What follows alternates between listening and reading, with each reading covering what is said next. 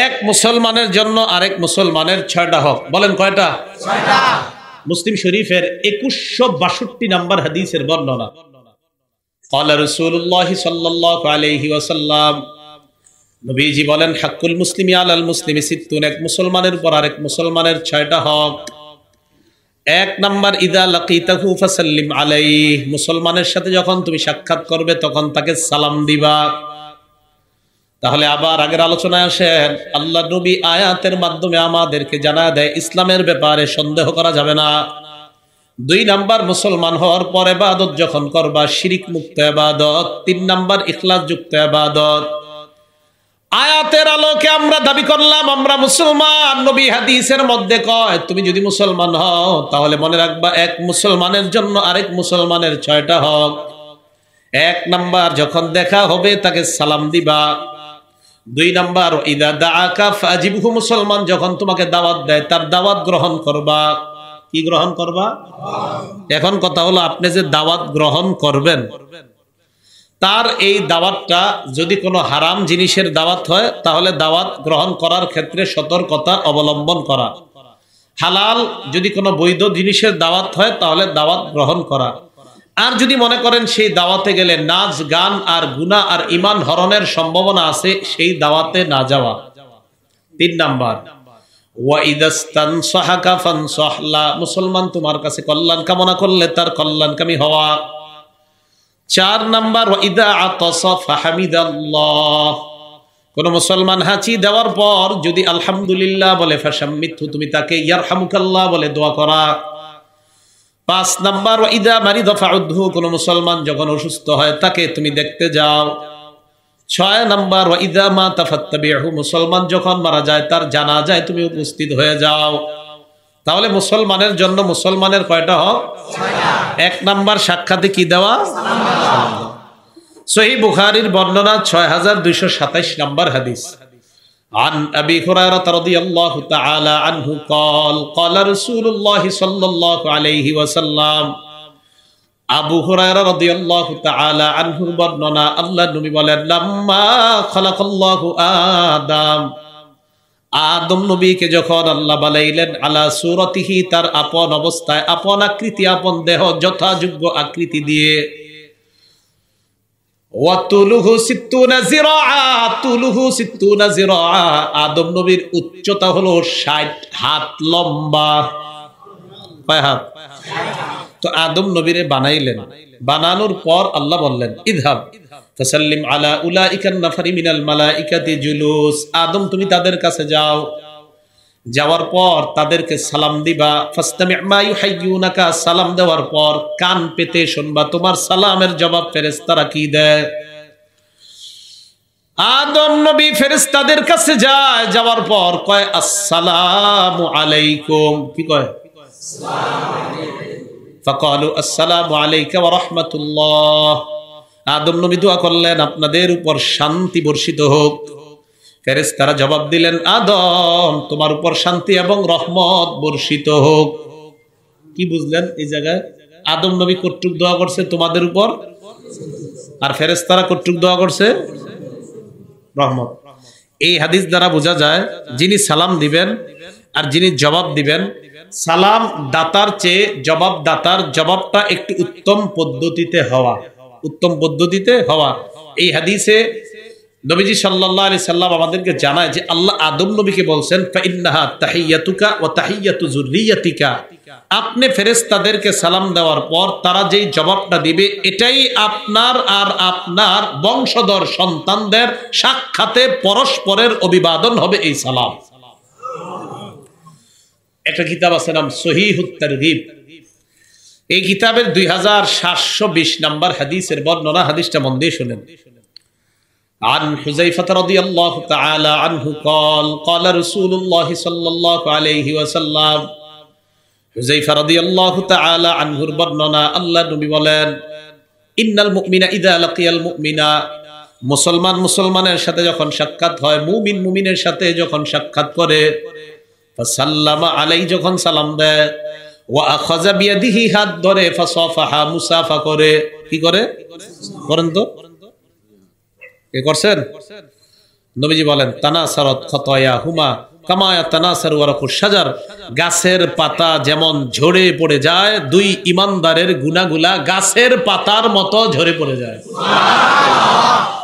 তাহলে মুমিন আরেক মুমিনের সাথে সাক্ষাতের পর যখন সালাম দেয়, যখন হাত ধরে মুসাফা করে, তাদের দুইজনের গুনাহগুলা গাছের পাতার মতো ঝরে পড়ে যায়। তাহলে মুসলমানের এই হকটা আদায় করবো তো ইনশাআল্লাহ। বুখারীর 12 নম্বর হাদিস, আন্না রাজুলান সালান নবী সাল্লাল্লাহু আলাইহি ওয়াসাল্লাম আইয়ুল ইসলামি খায়রুন ইয়া রাসূলুল্লাহ। এক ব্যক্তি রাসূল সাল্লাল্লাহু আলাইহি সাল্লামকে প্রশ্ন করলেন, হে আল্লাহর রাসূল, ইসলামের কোন রীতিনীতিটা উত্তম, কোন শিষ্টাচার সবচেয়ে উত্তম? নবীজি বললেন, তুতইমুত তাআম ওয়া তাকরাউস সালাম আলা মান আরাফতা ওয়া মান লাম তারিফ। অন্যকে খাবার খাওয়ানো, তুমি যাকে চিনো আর যাকে চিনো না তাকে সালাম দেওয়া, এই দুইটা বৈশিষ্ট্য ইসলামের শ্রেষ্ঠ রীতিনীতির অন্তর্ভুক্ত। তিরমিজি শরীফের 2485 নম্বর হাদিসের বর্ণনা। এই হাদিসটা মন দিয়ে শুনেন। নবীজি সুদূর মক্কা থেকে হিজরত করে মদিনা আসলেন। আব্দুল্লাহ ইবনে সালাম রাদিয়াল্লাহু তাআলা আনহুর বর্ণনা, তিনি তখনও মুসলমান হননি। আব্দুল্লাহ ইবনে সালাম বলেন, লাম্মা কদিমা রাসূলুল্লাহ সাল্লাল্লাহু আলাইহি ওয়াসাল্লাম আল মদিনা, নবীজি যখন মদিনায় আগমন করলেন, করার পর ইনজাফালান নাসু ইলাই, মানুষ দলে দলে আল্লাহর রাসূলকে দেখার জন্য রওনা করছে। আব্দুল্লাহ ইবনে সালাম বলেন, ওয়াকিলা কদিমা রাসূলুল্লাহ কদিমা রাসূলুল্লাহ কদিমা রাসূলুল্লাহ, মানুষ রাস্তা দিয়ে যায় আর বলা বলি করতে লাগলো, আল্লাহর নবী মদিনায় আসছে, আল্লাহর নবী মদিনায় আসছে, আল্লাহর নবী মদিনায় আসছে, এইগুলা বলা বলি করতেছে আর মানুষ রাস্তা দিয়ে যায়। আব্দুল্লাহ ইবনে সালাম বলেন, ফাজিতু ফিন্নাস লিআনজুরা ইলাইহি, আমিও মানুষের সাথে গেলাম আল্লাহর রাসূলকে দেখার জন্য। অসংখ্য অগণিত মানুষের মাঝে আমি দাঁড়াইলাম, দাঁড়ানোর পর আল্লাহর নবীর চেহারা মুবারকের দিকে তাকাইলাম। ফালাম্মাস্তাবানতু ওয়াজহা রাসূলিল্লাহি সাল্লাল্লাহু আলাইহি ওয়াসাল্লাম, আমি যখন আল্লাহর নবীর চেহারা মুবারক ভালো করে দেখলাম, আরাফতু আন্না ওয়াজহাহু লাইসা বিওয়াজহি কাজ্জাব, আমি তার চেহারা দেখে বুঝতে পারলাম এটা কোনো মিথ্যাবাদীর চেহারা না। উনি তখনও মুসলমান হননি, আব্দুল্লাহ ইবনে সালাম।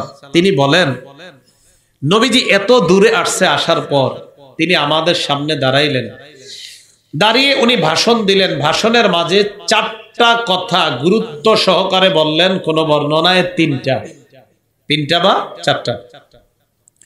নবীজি সব মানুষকে ডাক দিয়ে বললেন, ইয়া আইয়ুহান নাস আফশুস সালাম, হে মানুষ, তোমরা সালামের ব্যাপক প্রচার প্রসার করো। ওয়া আতইমুত তাআম, তোমরা খাবার খাওয়াও। ওয়া সাল্লু আন-নাসু নিয়াম, মানুষ যখন রাতের বেলা ঘুমায় তাহাজ্জুদের নামাজে দাঁড়ায় যাও। অন্য বর্ণনায় ওয়াসিলুল আরহাম, রক্তের সম্পর্ক রক্ষা করো। তাদখুলুল জান্নাতা বিসালাম, মরণের পর নিরাপদে জান্নাতের মেহমান হয়ে যাও। তাহলে সালামের মাধ্যমে নবীজি সাল্লাল্লাহু আলাইহি সাল্লাম ভাষণ শুরু করলেন যে তোমরা সালামের ব্যাপক প্রচার ঘটাও। বলেন, আমরা কি মুসলমান? আমরা কি মুসলমান? আমরা কি মুসলমান? নবীজি মক্কা থেকে হিজরত করে মদিনায় এসে সর্বপ্রথম মুসলমানদের সামনে দাঁড়াইলেন, আবার অমুসলিমরাও তাদের সাথে ছিলেন। নবীজি দাঁড়িয়ে বললেন, সর্বপ্রথম যেই কথাটা প্রচার করার জন্য, এটা কি? মুসলিম শরীফের 54 নম্বর হাদিস। আমরা কি মুসলমান? বলেন মুসলিম। কিতাবের নামও মুসলিম। কিতাবের নাম কি? ইমাম মুসলিম যে কিতাব লেখছে এটার নাম মুসলিম শরীফ। তো 54 নম্বর হাদিসের মধ্যে আসছে। আমার সাথে আগে বাংলা বলেন, বলেন সালামে মোহাব্বত, মোহাব্বতে ঈমান, ঈমানে জান্নাত। আবার সালামে মোহাব্বত, মোহাব্বতে ঈমান, ঈমানে জান্নাত। এখন আপনারা কোন দেখি, মোহাব্বতে ঈমানে, মনে থাকবে? এবার হাদিস শুনেন। ক্বালা রাসূলুল্লাহ সাল্লাল্লাহু আলাইহি ওয়াসাল্লাম, নবীজি বলেন লা তাদখুলুনাল জান্নাতা হাত্তা তুমিনু, ততক্ষণ তোমরা জান্নাতে যেতে পারবে না যতক্ষণ ঈমানদার না হও। ওয়ালা তুমিনু হাত্তা তাহাব্বু, ততক্ষণ ঈমানদার হতে পারবে না যতক্ষণ একে অপরকে ভালো না বাসো। ওয়ালা আদুল্লুকুম আলা শাইইন ইযা ফাআলতুমুহু তাহাব্বাবতুম, এমন একটা আমল আমি তোমাদেরকে কি বলবো না, যে আমলটা তোমরা যদি করো তোমাদের মাঝে পরস্পর ভালোবাসা সৃষ্টি হবে। আফশুস সালামা বাইনাকুম, একে অপরের মাঝে তোমরা সালামের প্রচার ঘটাও। সালাম যত বেশি দিবা মহব্বত বাড়বে, মহব্বত বাড়লে ঈমান বাড়বে, ঈমান বাড়লে তোমার ঠিকানা জান্নাত। তাহলে সালামে, মহব্বতে, ঈমানে, হাদিসে আসেনি? তিরমিজি শরীফের 2698 নাম্বার হাদিসের বর্ণনা। আজকে মাহফিল থেকে যখন আপনারা বাসায় যাবেন, যাওয়ার সাথে সাথেই এই হাদিসে একটা আমলের কথা নবী বলবেন, এই আমলটা আপনারা করবেন। একদম সহজ করা। আগে হাত তুলে বলেন কারা কারা আমলটা করবেন।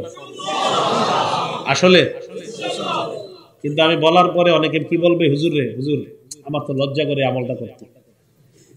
আপনার মানে এখন তো হাত তুলছেন, কিন্তু এই জায়গার অনেকে বলবে হুজুর এটা হুজুরে কি কইলো, ওয়াদা করাইলো, কিন্তু এটা তো লজ্জা করে। কি করে? এবার আমল শুনেন। নবীজি সাল্লাল্লাহু আলাইহি সাল্লামের সাহাবী আনাস রাদিয়াল্লাহু তাআলা আনহুর বর্ণনা, তিনি বলেন ক্বালা লি রাসূলুল্লাহ সাল্লাল্লাহু আলাইহি ওয়াসাল্লাম, নবীজি আমাকে বলেন ইদা দাখালতা আলা আহলিকা ফাসাল্লিম, তুমি যখন তোমার পরিবারের কাছে প্রবেশ করবা তখন তুমি সালাম দাও। কি দাও? সালাম। ইয়াকুন বারাকাতান আলাইকা ওয়া আলা আহলিক, তোমার সালাম তোমার জন্য আর তোমার পুরা পরিবারের জন্য বরকতের কারণ হয়ে যায়। তো আপনারা সালাম দিবেন, ওয়াদা করছেন না? হুজুর আম্মারে সালাম দিতে লজ্জা পাই, আব্বারে কেমনে সালাম দেয় হুজুর, মুসাফা তো পরে, এটা তো সম্ভবই না। হুজুর বিবিরে আবার কেমনে স্বামী সালাম দেয়? যেগুলা মারে সালাম দিতে লজ্জা পায়, বাবারে সালাম দিতে লজ্জা পায়, বিবিরে সালাম দিতে লজ্জা পায়, এগুলা পর নারীকে সালাম দিতে মজা পায়। বিবিরে সালাম দিতে লজ্জা পায়। যেই ছেলে তার বিবিরে সালাম দিতে লজ্জা পায়, মানে সে তার বিবির শান্তি চায় না। সালাম মানে কি? আর যদি বিবিরে সালাম দিতে লজ্জা পায়, মানে সে তার বিবির শান্তি হোক, এতে সে লজ্জিত। কেউ তার মাকে সালাম দিতে লজ্জা পাওয়া মানে, সালাম মানে কি? শান্তি। তো কেউ তার মাকে সালাম দিতে লজ্জা পাওয়ার মানে হলো না না আমার আম্মার শান্তি হোক, ছিছি আমি লজ্জিত, আম্মার শান্তি না হোক। এটাই তো। কারো বাবাকে কেউ সালাম দিতে লজ্জা পাওয়ার অর্থ হলো এই হুজুর এটা কি কর, কেমনে আব্বারে মানুষ সালাম দেয়, মানে আপনার আব্বার শান্তি হোক, এতে আপনি লজ্জিত। এটাই তো বুঝে আসে। তাহলে যারা এরপরে এইভাবে আপনাদেরকে কথাগুলা বলার পরেও যদি আপনাদের এখনো লজ্জা না হয়, তাহলে আজকে থেকে মা, বাবা, ভাই, বোন, বিবি সবাইকে সালাম দিবেন। আচ্ছা, বিবিরে মানুষ মহব্বত করে না? মাকে মহব্বত করে না? বাবাকে করে না? তাহলে আবার আগের হাদিসটা একটু আমরা আবার দৌড়াই। সালামে, মহব্বতে, ইমানে। তো মানুষ তো মাকে এমনি মহব্বত করে, তো সালাম দিলে তো মহব্বতের মিটার আরো বাড়বে। মানুষ তার বাবাকে মহব্বত করে, তো সালাম দিলে তো মহব্বতের মিটার আরো বেড়ে গেল। স্ত্রীকে মহব্বত করে, এই স্ত্রীকে মহব্বত এমনি মানুষ করে, তা সালাম দিলে তো মহব্বতের মিটার বাড়লো, ইমানেরও পাওয়ার বাড়লো, জান্নাত সহজ হয়ে গেল। আল্লাহ আমল করার তৌফিক দান করেন। তাহলে ঘরে ঢোকার সময় আমরা সালাম দিব, ঠিক আছে না? ইনশাআল্লাহ এই আমলগুলা করেন। আপনাদেরকে ইমাম সাহেবদের গায়ে বলে হুজুর 10 বছর 15 বছর বিয়ে হয়েছে এখনো শান্তি নেই। আপনি গত 10 বছরে বিবিরে সালাম দিয়েছেন একদিনও? কথার কথা যদি কর না, তাহলে আপনি যে বললেন যে হুজুর গত 10 বছর বিয়ে করছি প্রতিদিন ঝগড়া হয়, আপনি তো একদিন সালাম আপনিও বিবিকে দেন নাই, বিবি আপনাকে দেয় নাই। ভাইও আজকে থেকে সালামের প্রচার ঘটান। স্বামী স্ত্রীর মাঝে দেখবেন মহব্বত এত পরিমাণ বাড়বে, বাড়তে থাকবে। ইবলিস টেনশনে পড়ে যাবে যে এই কি আমল, যে সালামের আমল, আমি এতদিন তাদের মাঝে ঝগড়া লাগাইতাম, সালাম ঘরে ঘরে বাড়ায়া দেন, স্বামী স্ত্রীর ঝগড়া কমে যাবে। সালাম মানি শান্তি আসলে তো ঝগড়া কমবে। আল্লাহ বুঝার তৌফিক দান করেন। আবু দাউদ শরীফের বর্ণনা 5197 নাম্বার হাদিস। এই জায়গায় আমরা যারা আছি সবচেয়ে আল্লাহর কাছে কে হতে চাই? তাহলে এবার হাদিস শুনুন। عن أبي أمامة رضي الله تعالى عنه قال قال رسول الله صلى الله عليه وسلم আবু উমামা রাদিয়াল্লাহু তাআলা আনহুর বর্ণনা, আল্লাহ নবী বলেন ইন্না আউলান নাস বিল্লাহ মান বাদাহুম বিসসালাম, মানুষের মাঝে ওই মানুষটা আল্লাহর সবচেয়ে নিকটবর্তী হয়ে যায় যে মানুষটা আগে আগে সালাম দেয়। আবু দাউদ শরীফ 5195 নম্বর হাদিসের বর্ণনা। عن عمران بن حسين رضي الله تعالى عنه قال جاء رجل إلى رسول الله صلى الله عليه وسلم, এক ব্যক্তি আল্লাহর রাসূলের কাছে আসলেন, আসার পর বললেন আসসালামু আলাইকুম, কি বললেন?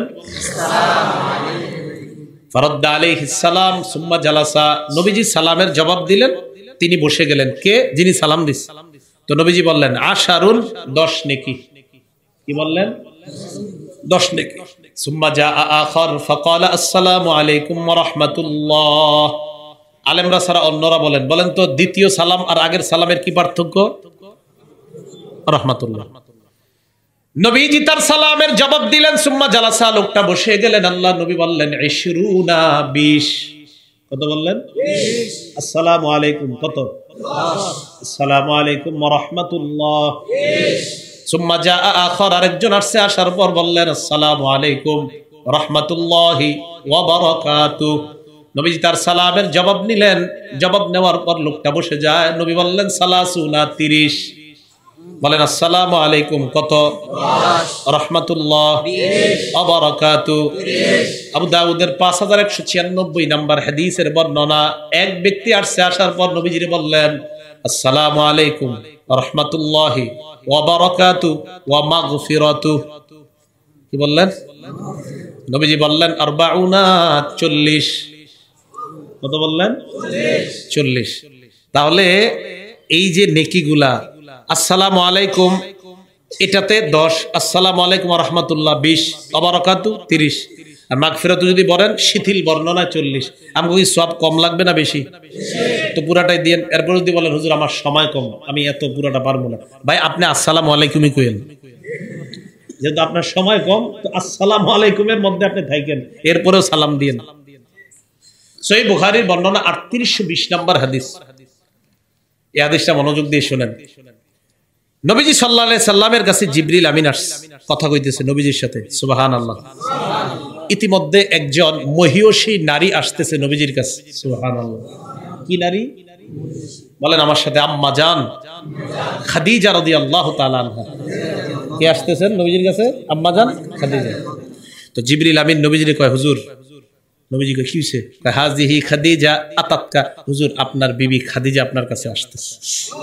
জিবরিল আমিন নবীজিকে বললেন মাআহা ইনা, আম্মা জান খাদিজার হাতে একটা পাত্র, ফিহি ইদামুন আও তাআমুন আও শারাব, পাত্রের মধ্যে তরকারি, খাদ্য অথবা পানীয় এই জাতীয় কিছু আছে। এই পাত্র নিয়ে নবীজির কাছে আসছে। জিবরিল আমিন বললেন ইয়া রাসূলুল্লাহ, আমি এখন যাই। নবীজিকে বললেন হাবিব খাদিজাতুল কুবরা যখন আপনার কাছে আসবে, ফাইদা হিয়া আতাতকা ফাকরা আলাইহাস সালাম মির রাব্বিহা ওয়া মিন্নি। খাদিজা আপনার কাছে আসলে বলবেন খাদিজাকে তার রব আর আমি জিবরিল আমিনের পক্ষ থেকে সালাম। সুবহানাল্লাহ।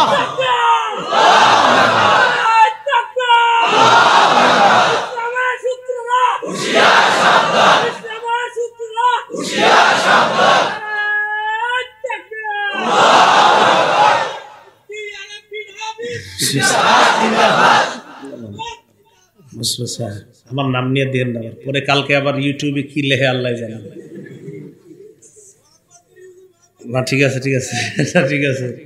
রাসূল সাল্লাল্লাহু আলাইহি সাল্লাম জিবরিল আমিন জানায়া দিলেন যে আল্লাহর পক্ষ থেকে আর আমার পক্ষ থেকে সালাম জানায়া দেন।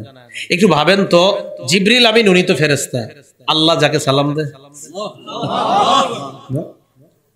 তাহলে আমাদের আম্মাজান খাদিজাতুল কুবরা রাদিয়াল্লাহু তাআলা আনহা আল্লাহর কাছে কত পছন্দনীয় ছিলেন।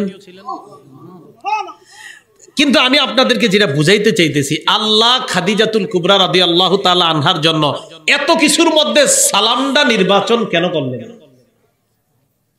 সালাম, তার মানে আল্লাহর কাছে সালামটা কত পছন্দনীয়। এই জন্য তো সূরা জুমারের 44 নম্বর আয়াত, সূরা আহজাবের 44 নম্বর আয়াতে আছে তাহিয়াতুহুম ইয়াওমা ইয়ালকাউনাহু সালাম। বান্দাদের সাথে রবের যেদিন সাক্ষাৎ হবে, সাক্ষাতের সূচনাই হবে সালাম দিয়ে। এত কিছু থাকতে এটা দিয়ে কেন নির্বাচন হয়? তার মানে সালাম এটা আজীব জিনিস, এটা আমাদের মাঝে উঠে গেছে, তা আমাদের মাঝে ঝগড়া বাড়তেছে। সালাম মানে শান্তি, এটা আমাদের মাঝে কমে যাচ্ছে। তো শান্তি যখন, শান্তির প্রচার কমে যাবে, অশান্তি তো আসবেই। এই জন্য শান্তির প্রচার যখন বেড়ে যাবে, অশান্তি দূর হয়ে যাবে, শান্তির ব্যাপক প্রচার হওয়া যায়। মুসলমানের কয় হক? এক নাম্বার তো সালাম দেওয়া, এটা হক পাইলাম। উনারে সালাম দিলে জবাব দেওয়া, এটা কই আছে? এটাও বুখারীতে আছে 1240 নম্বর হাদিস, রদ্দুস সালাম। মুসলিম শরীফের হাদিস থেকে প্রমাণ হয় সালাম দেওয়া হক, বুখারীর হাদিস থেকে প্রমাণ হয় সালাম নেওয়াও হক। 2 নাম্বার কেউ দাওয়াত দিলে দাওয়াত গ্রহণ করা। 3 নাম্বার মুসলমানের কল্যাণকামী হওয়া। আমার সাথে একটা বাংলা বলেন, বলেন আমরা সারা পৃথিবীর সকল মুসলমানের কল্যাণকামী। মনে থাকবে তো? আসলে কল্যাণকামী তো যদি কল্যাণকামী হয়ে থাকেন, তাহলে আপনি জোহরের নামাজের সময় আরো 3-4টা ছেলে এক জায়গায় দাঁড়ায় আছে, কেন তাদেরকে বলেন না চলো নামাজে যাই? আপনারা কল্যাণকামী? আপনি একা একা চাদরটা গায়ে দিয়ে নামাজে যাচ্ছেন, ওদেরকে একবার বলছিলেন এই চলো নামাজে যাই? আপনারা কল্যাণকামী? এই আপনারা কল্যাণকামী? যদি কল্যাণকামী হন, তাদেরকে বলতে হবে চলো নামাজে। সহিহ বুখারী 57 নম্বর হাদিস, জারীর ইবনে আব্দুল্লাহ রাদিয়াল্লাহু তাআলা আনহু বলেন, বায়াতু রাসূলুল্লাহ সাল্লাল্লাহু আলাইহি সাল্লাম আলা ইকামিস সালাহ ওয়া ইতাইজ যাকাত ওয়া নুসহি লিকুল্লি মুসলিমিন। আমি নবীজির কাছে বায়াত হলাম এই মর্মে, আমি নামাজ প্রতিষ্ঠিত করব, আমি যাকাত দিব, আমি সারা পৃথিবীর সব মুসলমানের কল্যাণকামী হব। তাহলে গার্মেন্টস শ্রমিকরা মাশাআল্লাহ মাহফিলের আয়োজন করছেন, এক শ্রমিক নামাজে যাচ্ছেন, আরেক শ্রমিক দেখতেছেন যে উনি একটু উল্টাপাল্টা কোনো কাজে আছে, তাহলে আপনি যদি তার কল্যাণকামী হন, আস্তে বুঝিয়ে শুনে এটা চলো নামাজে যাই চলো, আপনি তার কল্যাণকামী। শ্রমিকদের মাঝে সালামের ব্যাপক প্রচার প্রসার, এটা আজকে থেকেই শুরু হওয়া উচিত। সব শ্রমিকরা একজন আরেকজনকে প্রচুর পরিমাণ সালাম দিবেন, কারণ আপনি আরেক শ্রমিকের কল্যাণকামী, তাই তো আপনি তার শান্তি চান সর্বদা। 4 নাম্বার ওয়াইদা আতাসা, কোন মুসলমান হাঁচি দিলে ফাহামিদাল্লাহ, তিনি যদি আলহামদুলিল্লাহ বলে, আপনি বলবেন ইয়ারহামুকাল্লাহ। এখন আপনি যিনি হাঁচি দিবেন, আপনার 3 কাজ। বলেন হাঁচি দাতার কয় কাজ? 3 কাজ। আবু দাউদ শরীফের 5029 নম্বর হাদিসের বর্ণনা, আন আবি হুরায়রা রাদিয়াল্লাহু তাআলা আনহু قال كان رسول الله صلى الله عليه وسلم اذا عطس وضع يده او ثوبه على فيه। নবী যখন হাঁচি দিতেন, তার হাত মোবারক অথবা কাপড় মুখের উপর রাখতেন। তাহলে হাঁচি দিলে 1 নাম্বার হাত অথবা কাপড় মুখে রাখা, 2 নাম্বার রখাফদা, আওয়াজ হালকা করা। আমার নবীর সুন্নতের কি আজীব বৈশিষ্ট্য দেখেন, আপনি হাত বা কাপড় মুখে দিলে আওয়াজ অটোমেটিক হালকা হয়ে যায়। তাহলে হাঁচি আসলে প্রথম কাজ হাত অথবা কাপড় মুখে দেওয়া, দ্বিতীয় কাজ কি করা বলেন তো? আওয়াজ হালকা করা। 3 আপনি আলহামদুলিল্লাহ পড়া। কি পড়া? আর পাশে যিনি শুনবে তিনি বলবে ইয়ারহামুকাল্লাহ। এই গেল আপনার 4 নাম্বার হক। 5 নাম্বার ওয়া ইজা মারিদ ফাউদহু, অসুস্থ হলে তাকে দেখতে যাওয়া। দেখতে যাননি? মালটা, আপেল, কমলা, আঙ্গুর কিনতে হয়, এত টাকা খরচ কিনে করি, অসুস্থ হইলে দেখতে যাবেন। এই এলাকার নাম কি? পাশের এলাকার নাম কি? ভাকরা। আচ্ছা মন দিয়ে শোনেন হাদিসটা, মুসলিম শরীফের 2562 নম্বর হাদিস। রাসূল সাল্লাল্লাহু আলাইহি সাল্লাম বলেন, ইন্নাল মুসলিমা ইদা আদা আখাহুল মুসলিম। মন দিয়ে শোনেন, কোন মুসলমান যখন তার অপর অসুস্থ মুসলমানকে দেখতে যায়, বাদাম থেকে গেলেন, পাশেরটা ভাকরা গেলেন অসুস্থ মুসলমান ভাইকে দেখতে। আপনার একজন গার্মেন্টস শ্রমিক যিনি আপনার সাথে একই গার্মেন্টসে কাজ করে, সে হঠাৎ অসুস্থ, সে থাকে ভাকরা, আপনি থাকেন বাদামে। এখান থেকে আপনি তাকে দেখতে গেলেন, মুসলিম শরীফের 2562 নম্বর হাদিস শোনাচ্ছি। সেখানে যে আপনি তাকে দেখতে গেলেন, নবীজি বলেন, তুমি যে তাকে দেখতে গিয়ে আবার তোমার এলাকা আসলা, তুমি কি মনে করতেছো রিকশায় উঠলা আসলা এটাই দেখলা, কমলা আঙ্গুর কিনলা? আল্লাহ নবী কয় না, লাম ইয়াজাল ফি খুরফাতিল জান্নাহ হাত্তা ইয়ারজিআ, তুমি এই এলাকা আসা পর্যন্ত জান্নাতের ফল পাড়তেছিলে। অসুস্থ ব্যক্তিকে দেখতে যাওয়া। আরেকটা হাদিস শোনাই, তিরমিজি শরীফের 2008 নম্বর হাদিস। নবীজি সাল্লাল্লাহু আলাইহি সাল্লাম আবারও এটা দিয়ে উদাহরণটা দিয়ে বলেন, কোন মুমিন যখন তার অসুস্থ মুমিন ভাইকে দেখতে যায়, মান আদা মারিদান আও যারা আখাল্লাহু ফিল্লাহ, আল্লাহকে খুশি করার জন্য কাউকে দেখতে গেলেন অসুস্থ ব্যক্তিকে, এই ভাদাম থেকে গেলেন ভাকরা, সেখানে গেলেন, যাওয়ার পর আপনি তাকে দেখে আসলেন। এই আপনি রওনা করার পর নাদাহু মুনাদিন, একজন ফেরেশতা আপনারে ডাক দিয়ে এইভাবে বলে, এভাবে আপনাকে ডাক দিয়ে বলে, তিবতা, তুমি কল্যাণময় হয়ে গেছো। দুই নাম্বার, তবা মামশাকা, তুমি যে সেখান থেকে এখানে আসলা না, তোমার এই আশাটাও কল্যাণময় হয়ে গেছে। আসলটা তো বাকি আছে। তিন নম্বরে কয় তাবাওয়াতা মিনাল জান্নাতি নুজুলা, বান্দা তুমি জান্নাতে একটা বাসস্থান তৈরি করে ফেলেছো। সুবহানাল্লাহ। আরেকটা হাদিস শুনে, ওইটা না শোনাইলে তো আপনাদের বুঝে আসবে না অসুস্থ ব্যক্তিদের দেখার ফজিলত। তিরমিজি শরীফের 969 কত হয়? 969 আর 969 969 969, দুই পাশে 9 মাঝে 6, 969 না, 969 969। এই হাদিসে রাসূল সাল্লাল্লাহু আলাইহি সাল্লাম বলেন, মামিন মুসলিমিন ইয়াউদু মুসলিমান গুদওয়াতান, কোন মুসলমান অপর কোন মুসলমানকে যদি সকালবেলা অসুস্থ মুসলমানকে দেখতে যায় সকালবেলা, ইল্লা সাল্লাল্লাহু আলাইহি সাবউনা আলফা মালাক হাত্তা ইউমসিয়া, সকাল থেকে রাত পর্যন্ত, সন্ধ্যা পর্যন্ত 70,000 ফেরেশতা দোয়া করে। সুবহানাল্লাহ। কয় হাজার? 70,000। ওয়া ইন আদাহু আশিয়া, যদি সন্ধ্যাবেলা দেখতে যান, ইল্লা সাল্লাল্লাহু আলাইহি সাবউনা আলফা মালাকিন হাত্তা ইউসবিহা, আর যদি সন্ধ্যায় দেখতে যান, পরের দিন সকাল পর্যন্ত 70,000 ফেরেশতা দোয়া করে। সুবহানাল্লাহ। নবীজি কয় থামো, আরেকটু আছে। কয় কি? কয় তোমার জন্য জান্নাতে বিশাল বড় একটা ফলের বাগান তৈরি হয়ে যায়। সুবহানাল্লাহ। তাহলে অসুস্থ ব্যক্তি দেখতে যাবেন নি? তাহলে মালটা আঙ্গুরের টেনশন হবে না তো? আপনি মালটা কিনবেন কয় টাকা? 100 150 200, আর যে ফল পারতেছেন এগুলো। সুবহানাল্লাহ। 6 নাম্বার, ওয়াইজা মাতা ফাত্তাবিহু, মুসলমান মারা গেলে তার জানাজা যাওয়া। জানাজা যাওয়ার দুই অবস্থা। সহিহ বুখারী 47 নাম্বার হাদিসটা শুনেন, মানিত্তাবা জানাজাতা মুসলিমিন ঈমানা ওয়া ইহতিসাবা, কোন মুসলমান যখন অন্য কোন মুসলমানের জানাজা যায় ঈমানের সাথে এবং সওয়াবের আশায়। জানাজা যাওয়ার পর আপনার দুইটা অপশন, এক আপনি জানাজার নামাজ পড়া, দুই কবরস্থান পর্যন্ত যাওয়া। কয়টা হলো? দুইটা। নবীজি বলেন, আপনি যদি জানাজা পড়েন এবং কবরস্থান পর্যন্ত যান, ইয়ারজিউ মিনাল আজরি বিকিরাতাইন কুল্লু কিরাত মিসলু উহুদিন। নবীজি বলেন, তুমি যদি জানাজা পড়ো আর কবরস্থান পর্যন্ত যাও, তুমি বাসায় 2টা উহুদ পাহাড় সম পরিমাণ সওয়াব নিয়ে ফিরে আসবে। সুবহানাল্লাহ। এখন আপনারা তো গার্মেন্টস শ্রমিক, হুজুর সময়ের তো অভাব, আমি শুধু জানাজা যদি পড়ে আসা করি, সমস্যা আছে। যদি শুধু জানাজা পড়ে আসেন, কবরস্থান পর্যন্ত না যান, নবীজি বলে 1 উহুদ পাহাড় সম পরিমাণ সওয়াব নিয়ে তুমি ফিরে আসবে। তাহলে কয়টা হক মুসলমানের? সূরা ইউনূসের 104 নম্বর আয়াতে আবার আসেন, ইসলামের ব্যাপারে কি করা যাবে না? 2 নাম্বার, ইবাদত হবে একমাত্র কার জন্য? শিরিক যুক্ত না শিরিক মুক্ত? 3 নাম্বার, ইখলাস যুক্ত না ইখলাস মুক্ত? তাহলে আমরা হব পরিপূর্ণ মুসলমান। মুসলমানের কয়টা হক? 6টা হক।